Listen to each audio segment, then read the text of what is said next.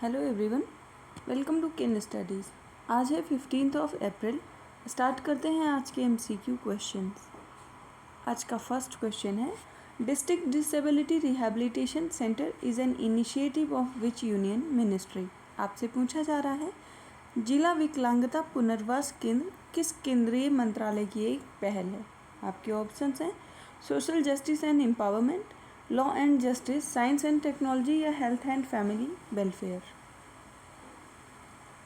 और इस क्वेश्चन में आपका करेक्ट ऑप्शन हो जाएगा option A, social justice and empowerment ministry की ये इनिशिएटिव है DDRC। इसके बारे में बात करें तो union social justice and empowerment minister doctor Virendra Kumar virtually inaugurated 9 model district disability rehabilitation centres which had been upgrading to model DDRCs। 9 ऐसे मॉडल्स जो इनॉग्रेट किए गए हैं वो है बदायूं में, Pilibhit, Bareilly, Balaghat, Golaghat, Ahmedabad, Amravati, Kullu and Rampur. And DDRC were established to provide effective rehabilitation services to the person with the disabilities for last 20 years. बढ़ते हैं नेक्स्ट क्वेश्चन की ओर। Which city is the host of Global Clean Energy Action Forum? आपसे पूछा जा रहा है, global clean energy action forum का मेजबान शहर कौन सा है। आपके ऑप्शंस हैं न्यू दिल्ली, पिट्सबर्ग, पेरिस या रोम। और इस क्वेश्चन में आपका करेक्ट ऑप्शन हो जाएगा option B, global clean energy action forum का आयोजन किया गया है पिट्सबर्ग USA में। So union science and technology minister Jitendra Singh led the Indian delegation at Global Clean Energy Action Forum at Pittsburgh in US, and ministers from over 30 countries had participated in the event to discuss ways to accelerate clean energy innovation and deployment. India's representative has said that sustainable biofuels play a key role to reduce greenhouse gas emissions from the transport sector. और इस forum की theme थी rapid innovation and deployment. बढ़ते हैं next question की ओर। As of 2022 which country is the largest bilateral lender to Sri Lanka. आपसे पूछा जा रहा है 2023 तक कौन सा देश श्रीलंका का सबसे बड़ा द्विपक्षीय ऋण दाता है। आपके ऑप्शंस हैं चाइना, इंडिया, ऑस्ट्रेलिया या USA। और आपका करेक्ट ऑप्शन हो जाएगा ऑप्शन बी, 2022 में श्रीलंका का सबसे बड़ा द्विपक्षीय ऋणदाता भारत बन के उभरा है। So India has become the largest bilateral lender to Sri Lanka by disbursing a total of $968 million in loans in the 4 months of 2022, surpassing China. China has maintained its position as the largest bilateral lender to Sri Lanka in the past 5 years from 2017 to 2021. And the Asian Development Bank has been the largest multilateral lender in the past 5 years by the disbursing an amount of $610 million in 2021. बढ़ते हैं next question की ओर। The Mediterranean Sea is connected to which of the following. आपसे पूछा जा रहा है भूमध्य सागर निम्नलिखित में से किससे जुड़ा हुआ है। आपके ऑप्शंस हैं अटलांटिक सी से जुड़ा हुआ है via Strait of Gibraltar, Black Sea से via Dardanelles Strait and Red Sea via Suez Canal. और इस क्वेश्चन में आपका करेक्ट ऑप्शन हो जाएगा ऑप्शन डी, ये तीनों ही ऑप्शन सही हैं और ये तीनों से ही जुड़ा हुआ है। So the Mediterranean Sea is connected to the Atlantic Ocean to the west via Strait of Gibraltar, Black Sea to the east via Dardanelles Strait and Red Sea to the south via Suez Canal. Africa's Nile River drains into the Mediterranean Sea, and the 163-kilometer long artificial Suez Canal in the southeast connects the Mediterranean Sea to the Red Sea without shiplock because the water level is essentially the same.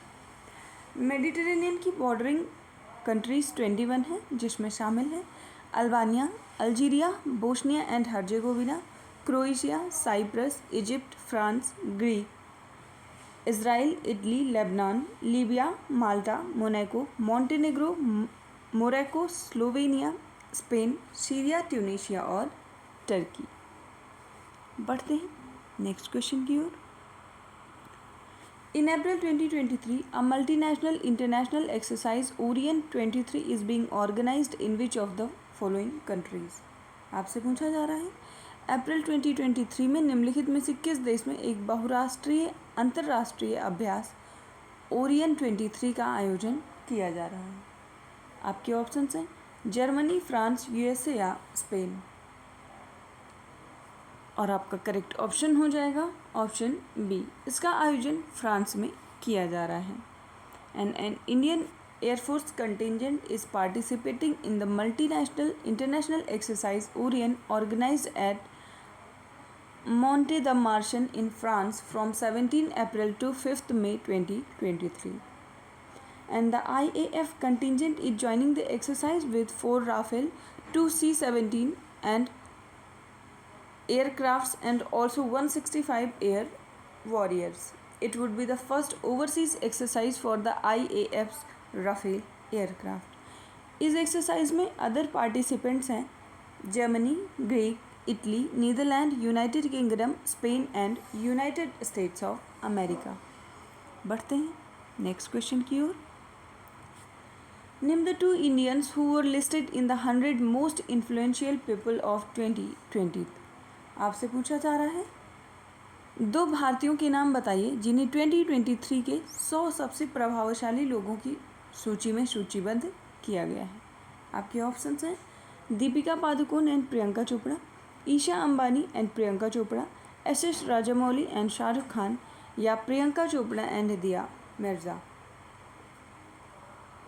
और आपका correct option हो जाएगा option C, इस list में शामिल है S Rajamouli और actor Shahrukh Khan.